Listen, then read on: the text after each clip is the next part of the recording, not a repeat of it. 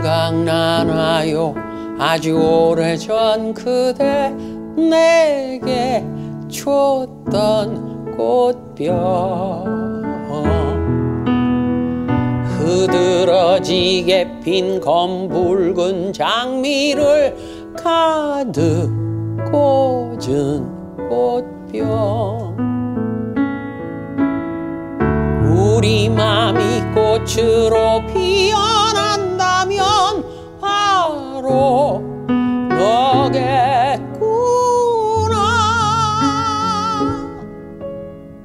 온종일 턱을 괴고 바라보게 한 그대 닮은 꽃병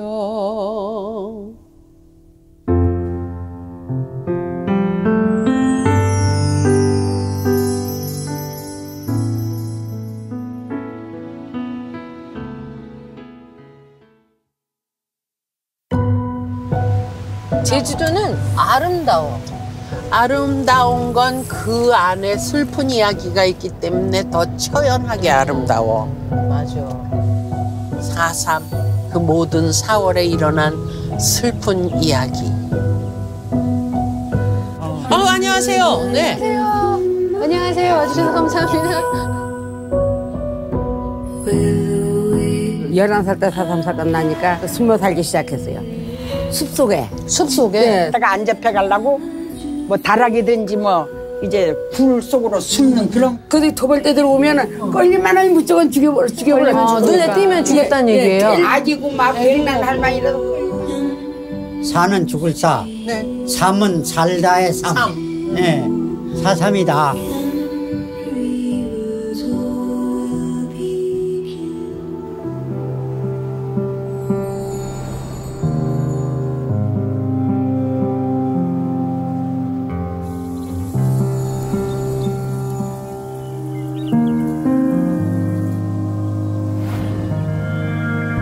그 7년 7개월 동안 3만 명 정도가 희생됐다고 얘기를 하는데 네. 이 3만 명이 고르게 그 7년 7개월 동안 돌아가신 건 아니고 그 대다수의 희생되신 분들은 48년도 말에 초토화 작전 이 시기 때 대부분이 희생되시고 네.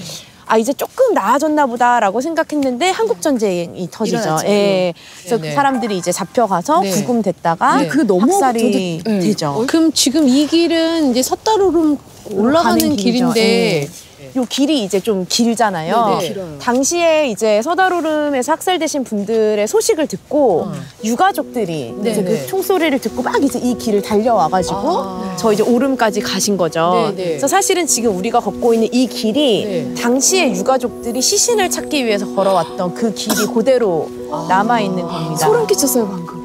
근데 이제 그 희생자들이 갈 때 처음에 끌려갈 때는 어디로 가는지 모르다가 모르죠, 네. 이제 가다 보니까 아 이제 저기를 넘어가면 절벽밖에 없는데 우리 진짜 죽겠구나 가면 싶어서 그 트럭을 타고 가시는 그 뒤로 네. 갖고 있는 고무신, 네. 옷가지 같은 거를 다 버리세요. 그러니까 자기 흔적을 그쵸. 예, 그러니까 마치 뭐 서양 동화에 헨젤과 그레텔에 나오는 것처럼 예. 가족들이 찾기를 그렇죠. 원한 거잖아요. 예. 어떡하냐. 그래서 이제 그거를 보고 유족들이 그 고무신을 따라서 요 길을 쭉 따라서 이제 이 오시게 길을 됩니다. 이 길을 예. 따라서 이게 사실은 조금 지금 우리로서는 이해가 영화 안 속에나 되는 나올 네 법한 맞아요. 이야기죠. 근데 이 길이 그 가족들이 그 시신을 수습하러 가기 위해서 땅에 떨어지는 옷가지라든가 신발이라든가 이런 것들을 주우며 갔을 거 아니야. 생각만 해도 너무 슬프다. 아, 너무 이 길이 너무 슬픈 길이다.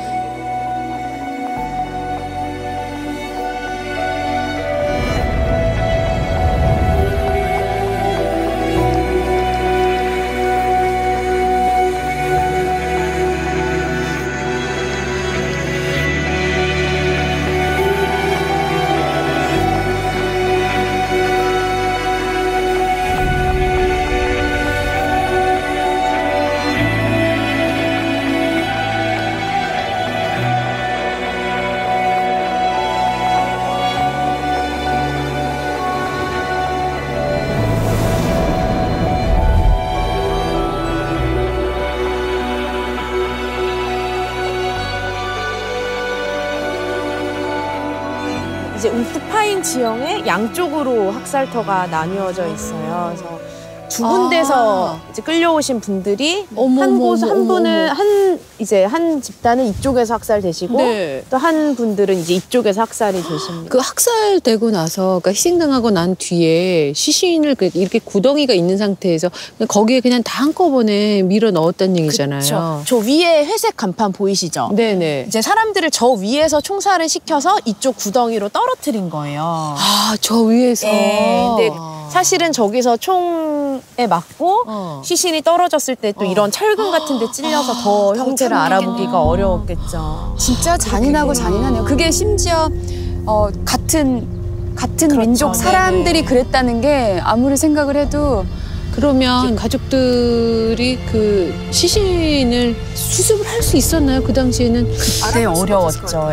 여기 이제 시신 가져가면 너네도 똑같이 폭도들이다, 가져갈 수 없다라고 해서 유족들이 차마 시신을 수습을 못하고 6년이라는 시간이 흐릅니다. 어머머머, 그럼 이미 다 엉키고. 그쵸. 유골이 나온다고 맞아요. 해도 막 섞여 있으니까 누가 누구 건지 전혀 알아볼 수 없었죠. 그래서 이 큰 판에다가 그 머리뼈를 쭉 놓고 몸통뼈를 쭉 놓고 다리뼈를 쭉 놔서 이제 한 구에 시신을 맞춘 거예요. 근데 그게 섞여 있을 수도 있죠. 그렇죠. 그러니까 제 머리에 선생님 몸통에 선생님 다리에 이게 다 섞여서 이렇게 132기의 그런 이제 시신을 만들 수 있었던 거죠. 생각만 해도 막 너무 마음이 아프고 막 눈물이 날 것 같아 지금도. 그 제주도에 제삿날이 같은 집이 많다는 게 다 그런 것 때문에. 한날 한시에 돌아가셨기 때문에.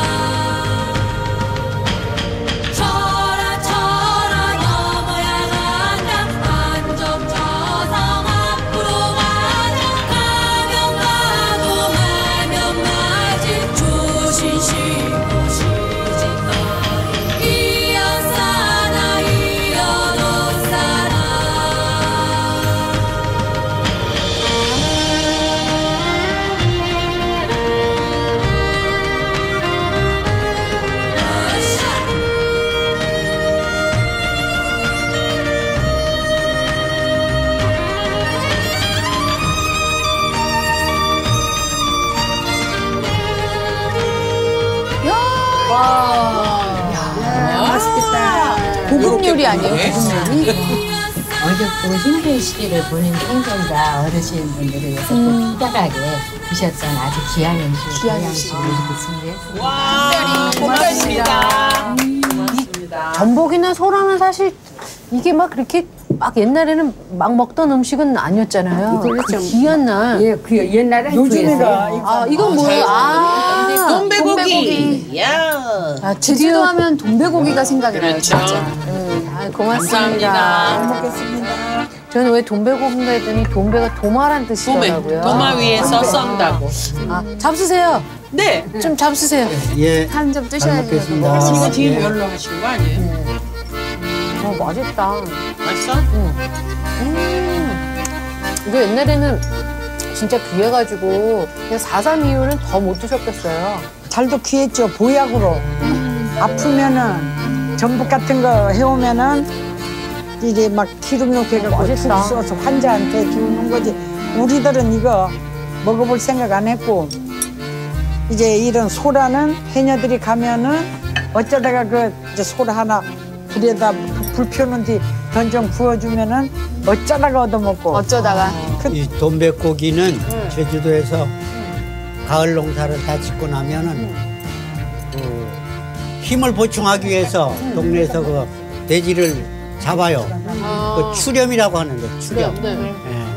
아버지가 있는 사람들은 아버지가 추렴하고 고기를 들고 가는데 우리는 아버지가 일찍 돌아가셨기 때문에 그렇게 부러울 수가 없었어요. 아버지가 돼지고기를 들고 가는 걸 보고. 아, 마을에서 돼지를 잡으면 아버지들이 대표로 가서 고기를 이제 갖고 가지고 오니까. 오셨나 보다. 왜냐면 그때는 이렇게 저 육수 고기 파는 데가 없었잖아요. 그럼 이제 몰에서 어쩌다가 그 동굴에 계시면서 제일 절실했던 게 뭐예요? 이제 물 같은 것도 먹고 싶으면은 동굴 속에서 천장에서 물이 똑똑 떨어지는 거. 똑똑 떨어지는 물을 밑에다가 이 들구멍 있잖아요. 그 들구멍에 떨어진 물을 입에서 이렇게 해서 빨아먹고 그 업새 껍데기를 이렇게 벗겨가지고 빨대같이 해가지고 돌틈에 있는 물. 그렇게 해서 빨아서 드시고 그러신 거예요? 그렇게 해서 빨대같이 해서 빨은 생활로고.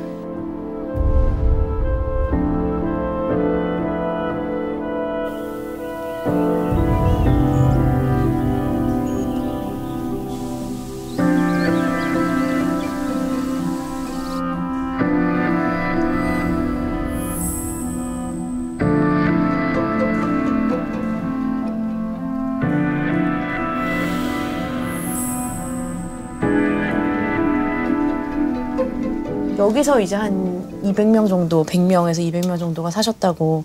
근데 이 안에 얘기가 되죠. 공기도 엄청 막 좋지 않았을 텐데 아이들도 그러면 애기들도 있었고. 애기들도 있었고. 저기 이렇게 보니까 뭐 고드름이 좀 저거는 아마 나무 뿌리 같은 걸 거예요. 물기가 조금 머금어 그쵸. 있어서. 그러니까 그런 것들을 이제 빨아 먹었다고 말씀하세요. 그러니까 당연히 이게 동물만도 못한 삶이었다 이런 말씀들을 실제로 그때 사셨던 분들은 하시죠. 저는요 지금 얼마 안 있었는데도 막 숨이 막 계속 막혀오고 네. 와 저는 이런 폐쇄공포증 이런 거는 전혀 관계가 없거든요. 근데 갑자기 숨이 확 막히고 막 답답하고 막 뛰쳐나가고 싶고 잠깐 있어도 그렇죠. 잠깐 있어도 그래요. 근데 어떻게 여기서 지낼지 상상도 못 하겠어요. 막 답답해요 지금. 네.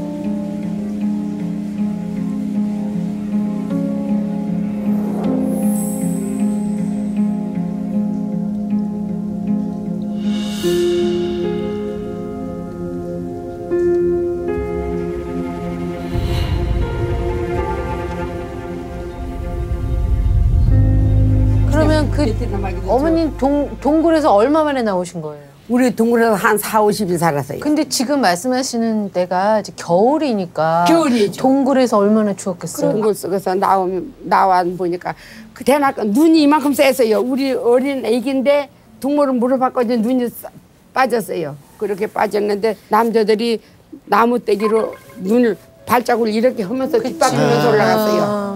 발자국 때문에 혹시라도 추적당할까 봐. 저 토벌대들 녹하면 없앨라고. 이렇게 해서 오니까 오름이니까 바람 불고 오름이고 눈 오니까 다 미어져네. 토벌 때는 우리 신데 저저저 못하고 삼박구석 사람들은 볼로름에 가서 다 잡혔어요.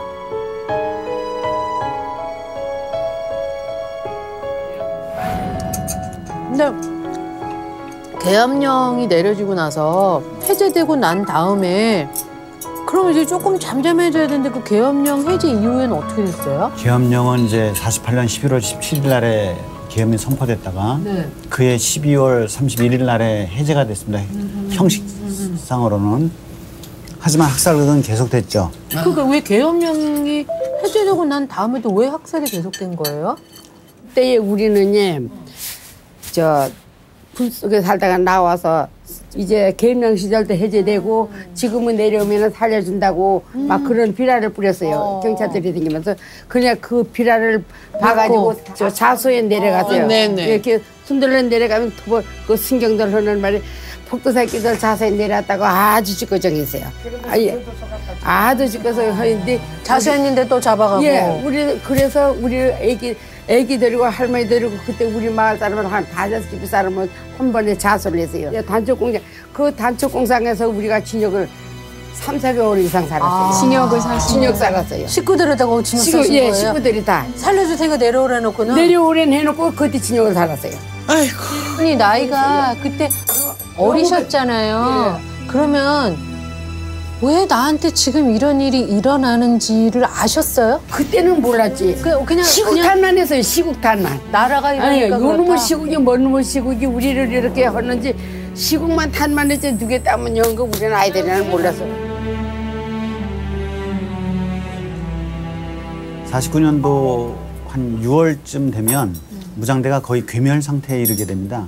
주민들도 이제는 4.3은 끝났구나 이렇게 여겨지던 차에 6.25 전쟁이 발생을 했어요. 6.25 전쟁이 발생하니까 소위 예비검속이라는 이름으로 예비검속이요? 예, 그게 무슨 뜻이죠? 예비검속이라는 것은 아직 어떤 행위를 하지도 않았는데 그 행위를 할 가능성이 있다는 이유로 미리 잡아두는 것을 예비검속이라고 해요.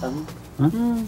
그런데 그러한 이름으로 불법적으로 군법 회의, 불법적인 군법 회의로 전국 각지의 형무소에 있던 분들을 이름으로 또 많이 학살을 했어요. 네. 제주에서는 4.3 이후에 계엄령이 해제됐지만 계속 학살이 이어지고 있었던 거네요. 불법으로 구금이 이어지고. 54년까지 그렇죠. 그러니까 전쟁이 나면서. 제가 말씀드릴까요? 네네.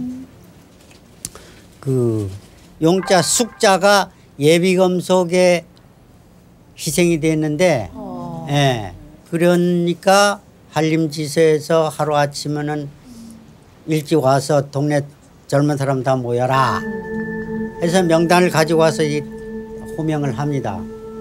그런데 그 중에 제일 나중에 부른 사람이 나가질 않아요. 이런 분. 근데 시선이 다 이쪽으로 돌릴 거 아닙니까? 분위기가. 네네. 그러니까 너 어때? 너 사냥가 왔어? 너 나와 너. 그 나갔단 말입니다. 그게 죽은 겁니다. 그러니까 흔히 그때 대살이라고들 하는데 대신 죽는 거. 예, 아무 법적 어떤 절차도 받지 않고 무조건 가둬뒀다가 저 모슬포 서달오름이라는 곳이 있습니다. 거기 가서 죽여버렸어요. 그냥 재판 과정 없이 그냥요? 그냥요, 무조건. 예. 그런 사람들이 많았나 봐요. 그게 아니 몽땅 그래요, 몽땅. 몽땅.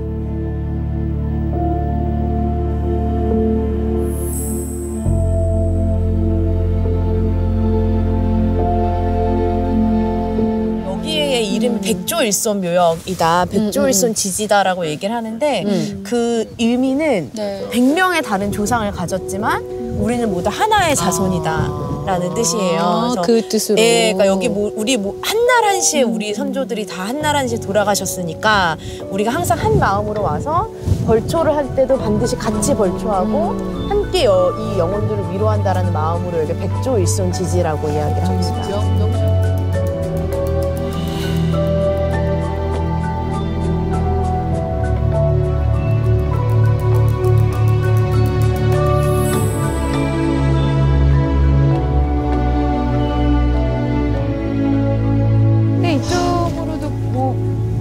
뭐가 보여요? 여기 써있죠. 5.16 군사정권에 의해 파괴된 백조일손 지지 묘비의 파편이라고 되어 있는데 그 이전에 이 유족분들께서 여기서 위령하는 묘비를 세웠는데 이제 군사정권이 들어오면서 이 묘비가 부서지게 됩니다. 약간 두 번 상처 준 느낌. 그렇죠. 근데 저는 이 묘비를 볼 때마다 이 유족분들이 대단하다고 느끼는 게 뭐 이제 여러 가지 이제 이야기가 있어요. 뭐 이게 이제 이 주변에 흩어져 있다가 이 분분을 만들 때 이 조각들을 찾았다는 이야기도 있는데 이 유족분들이 이걸 한 조각 한 조각씩 다 가져가셨다는 거예요. 누군가는 집에다가 이거 뭐 땅을 파고 숨기고 누군가는 옷장 위에다 모셔놓고 했다가 세상이 좀 좋아졌을 때 이 묘비를 다시 가지고 와서 여기다가 이렇게 전시를 해놓으신 거죠. 근데 여기가 이제 유난히 바람이 많이 분다고 느꼈어요. 네. 근데 실제로 이렇게 와서 보니까 정말 그 어떤 곳보다 역사의 센 바람을 맞은 곳이 이곳이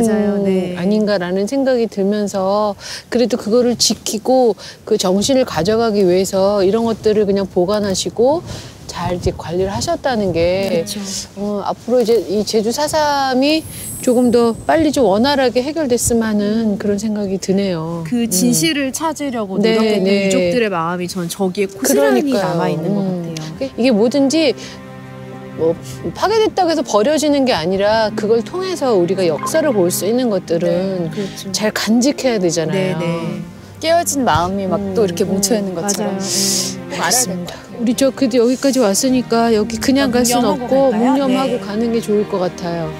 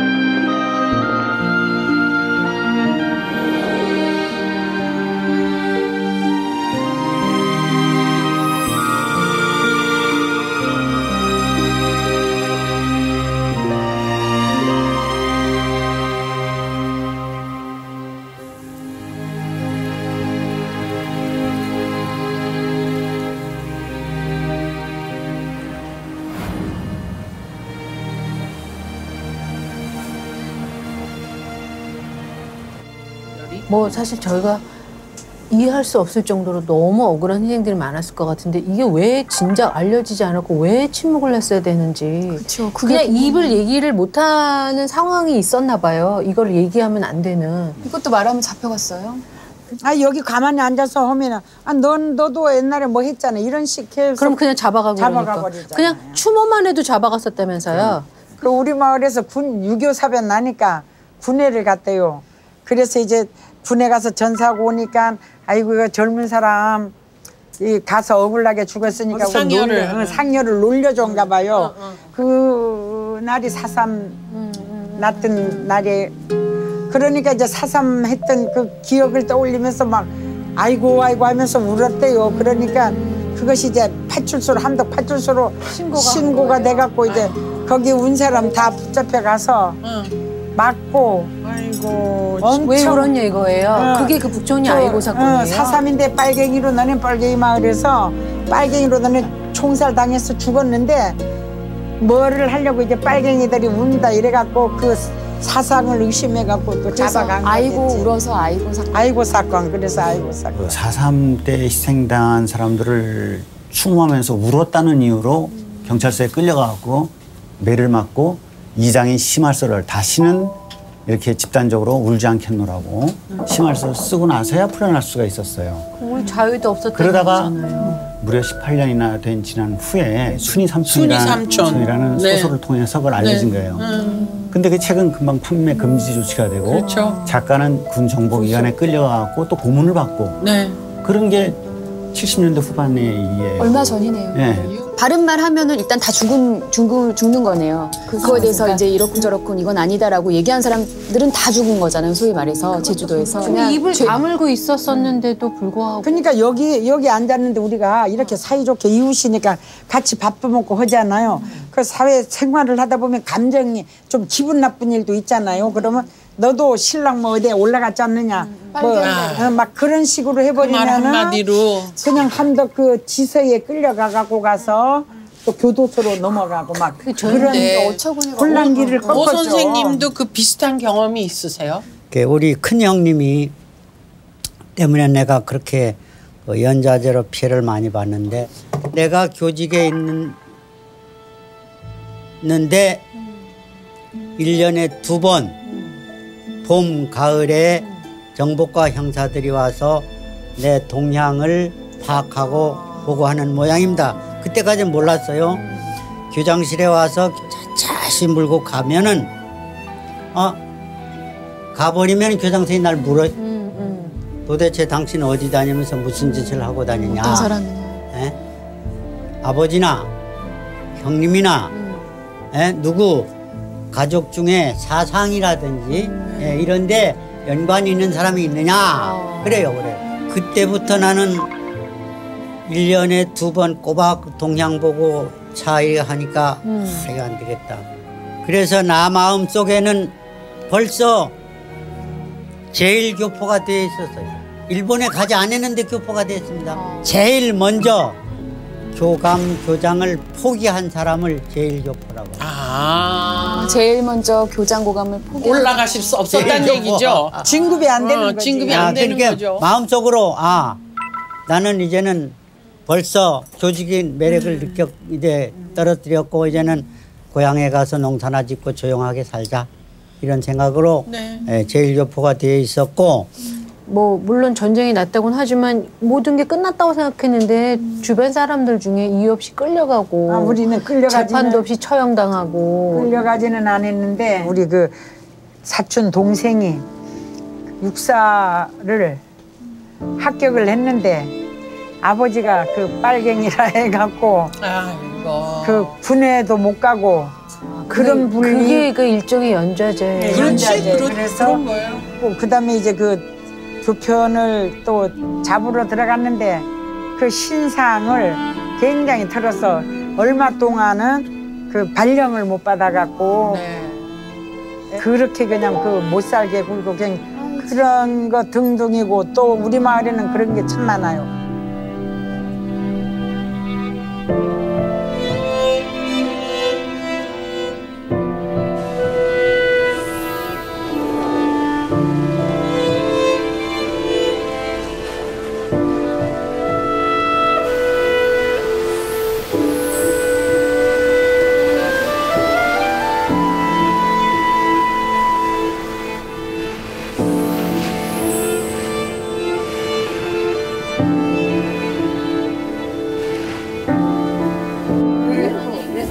얘기잖아요. 그러니까 이유 없이 끌려도 가고 고문도 당하고 이유 없이 그래서 죽음을 당하고. 근데 이번에 그때 옥살이를 하셨던 수용인들이 그 공소 기각 판결이 맞아요. 18명. 뭔가 반가운 소식이 있었어요. 그쵸? 네. 당시 이제 제주도에서 어떤 공정한 정당한 재판 절차도 없이 전국 각지의 형무소로 끌려간 분이 2,530명이었어요.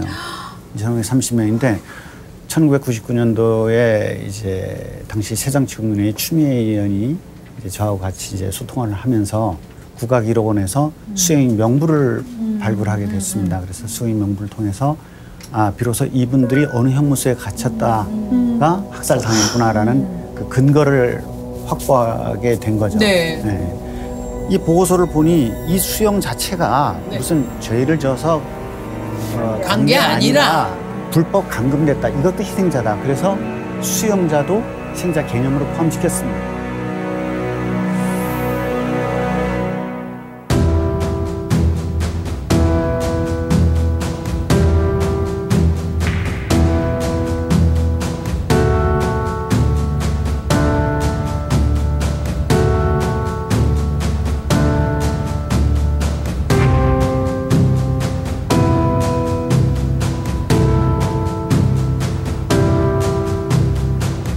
따라서 제주 4.3의 진상규명과 희생자들의 명예회복이야말로 인권 존중을 중심 가치로 삼고 있는 바로 이 국민의 정부에 타지 않으면 안 될 일이라는 이 얘기를 뭔가 찾아내고 드러내게 한 추미애 의원.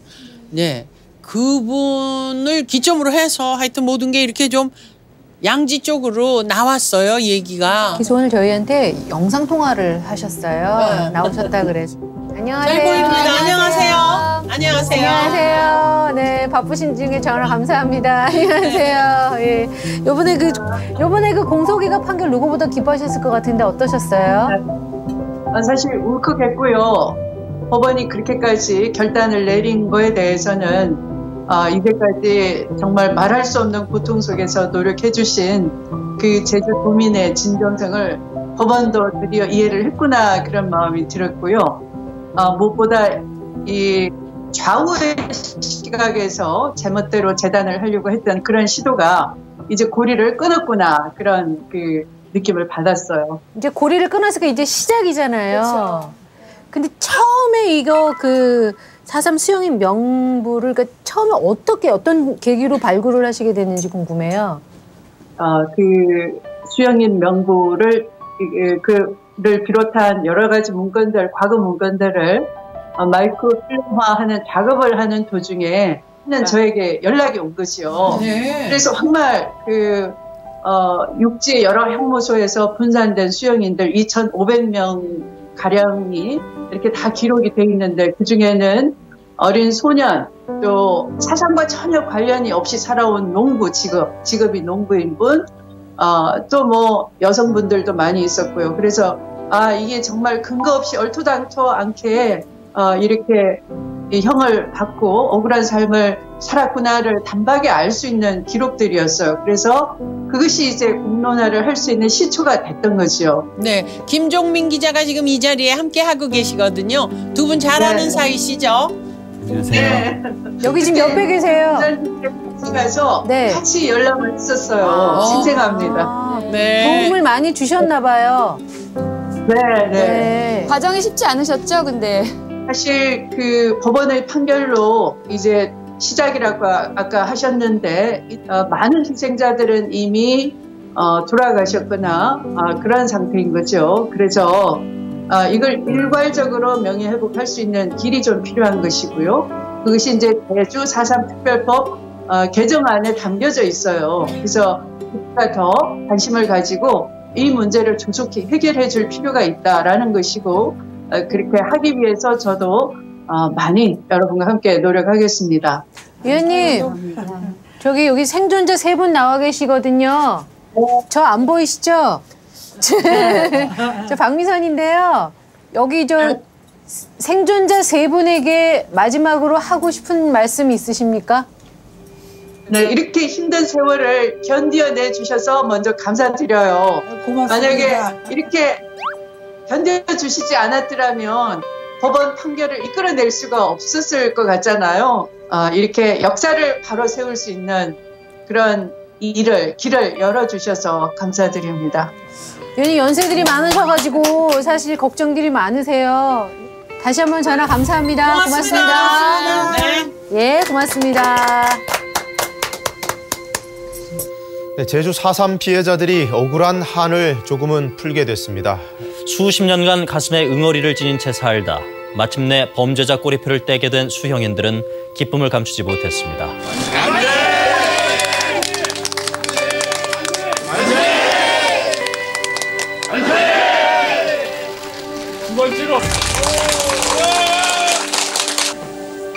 죄였는데 죄로 해서 어디 갔다 온 것이 제일 억울해. 난데 이렇게 좋은 결과를 얻어줘서 너무너무 고맙습니다.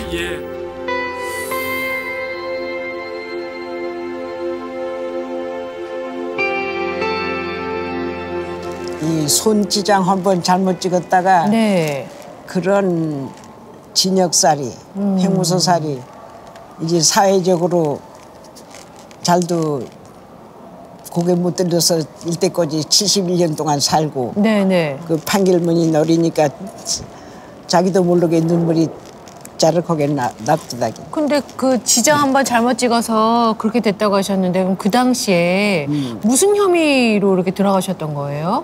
그 동네 남자가 점수 모집을 해녀 모집을 해서 물 가서 돈 벌고 구경하고 하니까 아이고 좋다고 해서 그 손도장을 찍었는데 내중엔 보니까 그것이 도장을 그 해녀 모집으로 찍질라니 남로당 가입으로 찍어보니까 그것이 죄가 돼가지고. 그래서 얼마나 그럼 형기를 사신 거예요? 형은 10개월 형무소 생활하고 10개월 동안? 1년형을 받았으니까. 그러면 나머지는 집행유예로? 집행유예로 2개월은 집행유예. 세상에 얼마나 억울하고 불안하셨어요. 어린 때는 시끄하게 그 순경보면 바싹 못 쓰고 빡빡 틀던데 나가 또 자식한테 이때까지 이제 아들이 60여답이다. 큰아들이 60여답 나도록 난 영정이네 친역자라 놀았죠. 영한 말 거지도 못하고. 얘기 안 하셨어요? 안 했으다게. 우리부터 작년까지 안 했으다게. 안 했신데 무슨 어머니는 자꾸 어디 그냥 공문 법원에서 공문하고 무슨 죄 있을때가나 아들들이랑 딸들이랑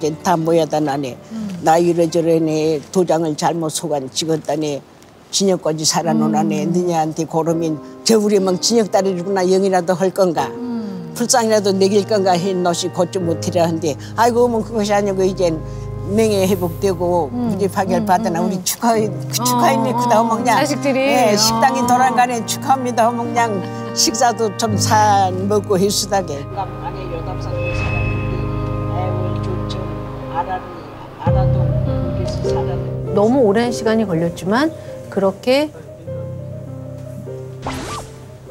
뭔가 이렇게 무거운 짐을 벗어 던진 것 같은 그런 느낌이시라고 얘기를 하시더라고요. 어떠세요? 이렇게 그런 분들 이렇게 얘기 들으면? 그러니까 힘은 많이 생기는데 시간들이 너무 많이 지나가갖고 제발 저희들이 살아있는 동안에 해결이 됐으면 좋겠어요. 정말 자꾸 하루하루 가갖고 몇 달 가다 보면 할머니 하나가 또 돌아가시고 요양원 가버리고 치매 오고 막 그러잖아요. 그러니까 저는 그것이 너무 안타깝고. 그러니까 그렇게 해결이 됐지만 그래도 아직 너무나 더디니까 마음이 급하신가 봐요. 어르신들이 다 지금 그런 마음이신 거예요? 정말 속이 상해요. 속이 상해.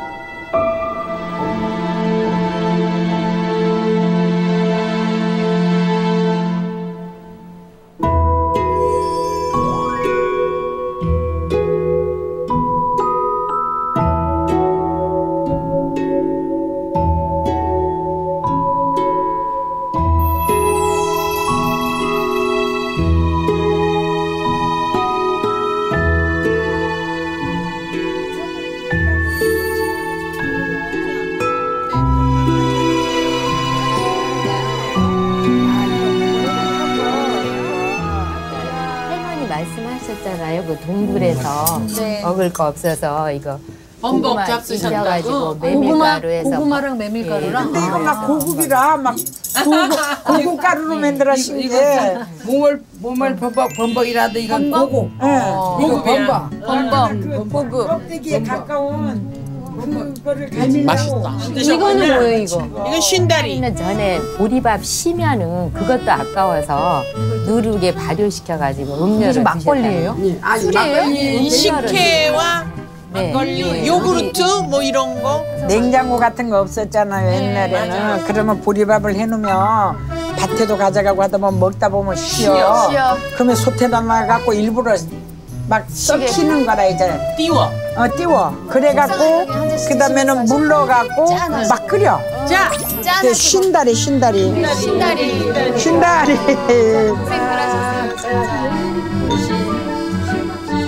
새로운 맛이다. 진짜 맛있어. 우와. 이게 진짜 좋다고 소화해. 이거 소화도 달맛. 음식들이 그래도 다 이게 사연 있는 음식들이고 그나마 전 사실 요새는 먹을 게 너무 많잖아요. 근데 그때 힘들었을 때 이것도 귀하고 고급이다라고 하시니 참 음식을 먹을 때 저희가 뭐 맛있다 맛없다가 아니라 살려고 드셨을 거 아니에요. 겨울에는 범벅도 냄새 안 나는 범벅을 안 먹어봤어요. 조하고 무말하고 팥하고 막 섞어서 불쾌해 보니까 항상 그 습수건한 그런 맛이었어요. 참 기억력 좋으셔. 어머니 계속 엄마 얘기하시면서. 어머니 우리 어르신들이 정말 어제 일처럼 다 기억하고 다 생생하게 기억하고 계세요. 아무도 기록해주지 않고 기억해주지 않으니까 어머니 스스로가 역사 이야기꾼이 되시잖아. 내가 눈으로 보고 귀로 듣고 느낀 모든 거를 내가 기억하게 되잖아.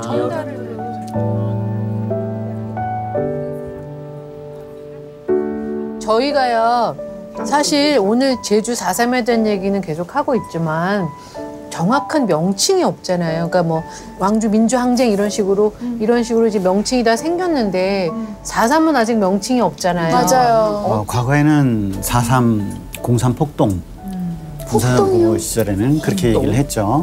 87년 6월 항쟁 이후에는 이제 시민사회단체를 중심으로 해서 4.3 항쟁이라는 이제 표현이 등장했습니다. 개인적으로는 어느 꼬리표도 아직은 붙이지 말았으면 좋겠다는 게 제 생각입니다. 그러니까 무장대한테 희생당한 유족의 입장에서 본다면 갑자기 무장대가 자기네 가족을 죽인 게 4.3인 것이고 그렇죠. 또 여기 계신 분들 입장에서 본다면 갑자기 군경토벌대가 무고한 우리 가족을 죽인 게 4.3인 거예요. 그렇죠. 그래서 저는 개인사, 가족사, 기억으로서의 역사가 아니라 좀 더 길게 호흡하는 역사의 눈으로 볼 때 한 100년 정도 넘어서 그때 역사가들이 명칭을 정해도 늦지 않다.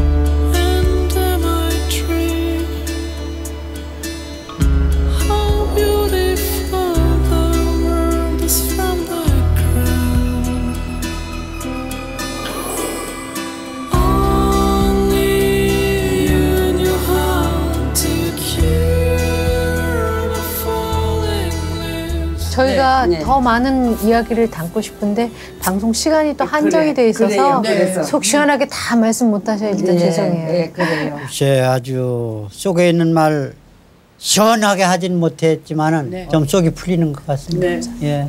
어머니 어떠셨어요?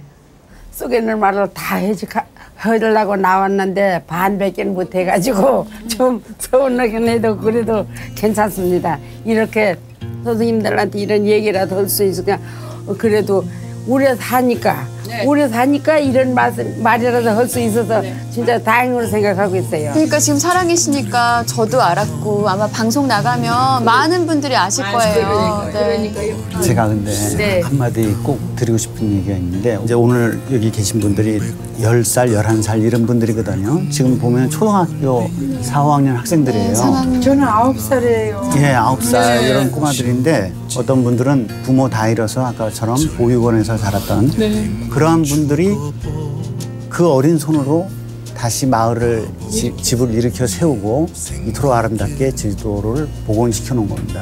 이것은 굉장히 기적적인 일이고 이분들은 존경받아 마땅한 분들이다. 그래서 이렇게 얘기를 하고 싶습니다. 네. 어머니는 어떠셨어요? 저는 이 제주도에도 4.3을 많이 알지 못하는 사람이 참 많아요. 그러면 전국으로 하게 되면 4.3 모르는 사람이 얼마나 많겠습니까? 그러면 KBS 거리의 만찬을 많이 시청해 주셔갖고 4.3이 이런 일이 일어났던 제주도 사건이었었구나 하는 거를 좀 많이 인식을 해갖고 정말 이 젊은 세대는 이런 아픔을 주지 말고 편안하고 행복한 그 세상을 좀 만들어주는데 일조를 했으면 좋겠습니다. 여기 화면 보시고 그냥 많이 봐달라고 거리의 해주세요. 만찬 많이 봐주세요. 거리의 만찬 많이 봐주세요. 다시 보기 들어가도 또 볼 수 있습니다. 우리 어머니 짱.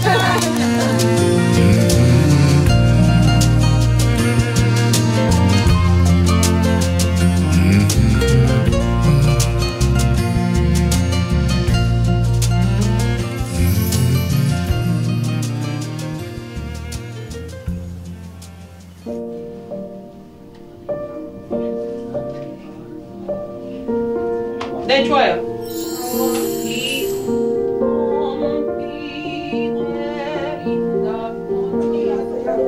슬레이트 찍겠습니다.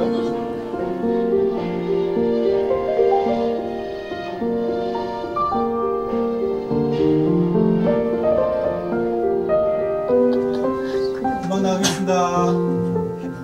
아우, 이런 무대가 제일 어려워요, 어머니. 눈빛 하나하나가 다 보이니까. 오케이.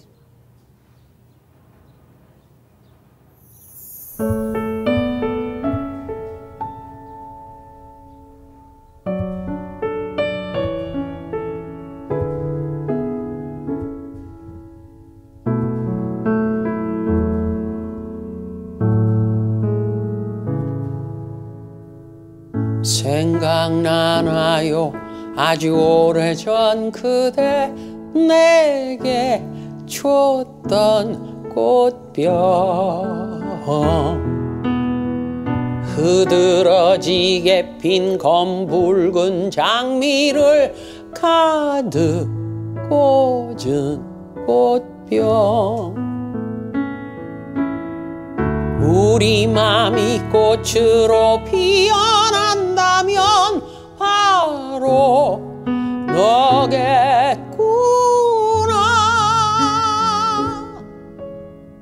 온종일 턱을 괴고 바라보게 한 그대 닮은 꽃병 시절은 흘러가고 꽃은 시들어지고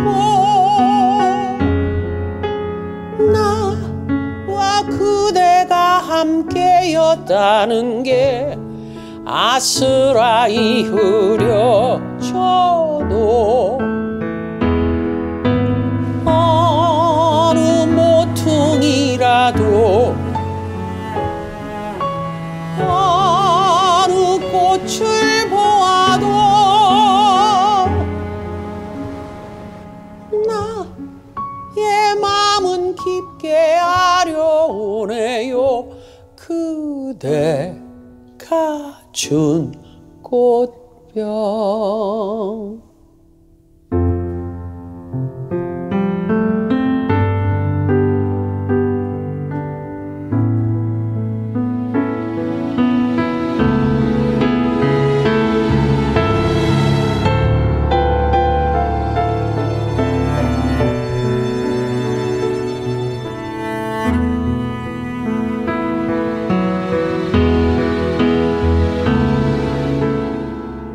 우리 맘이 꽃으로 피어난다면 바로 너겠구나.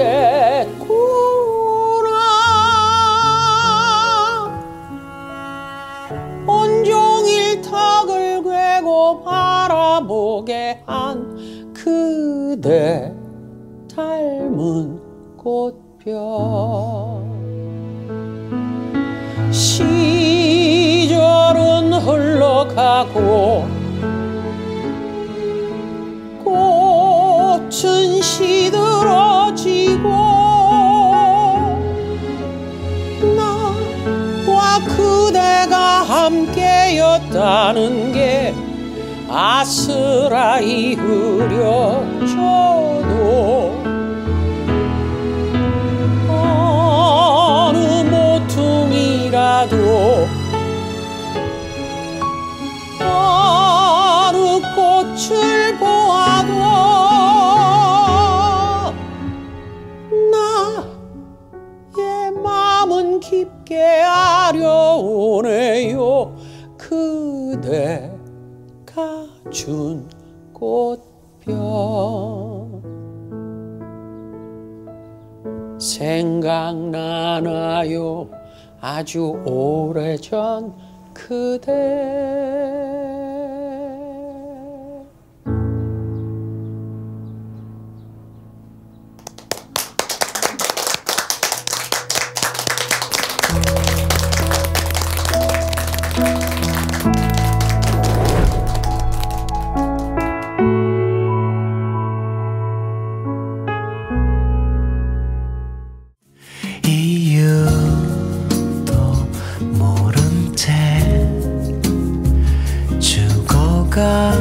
사람들은 4월이 오면 유채꽃으로 피어 춤을 추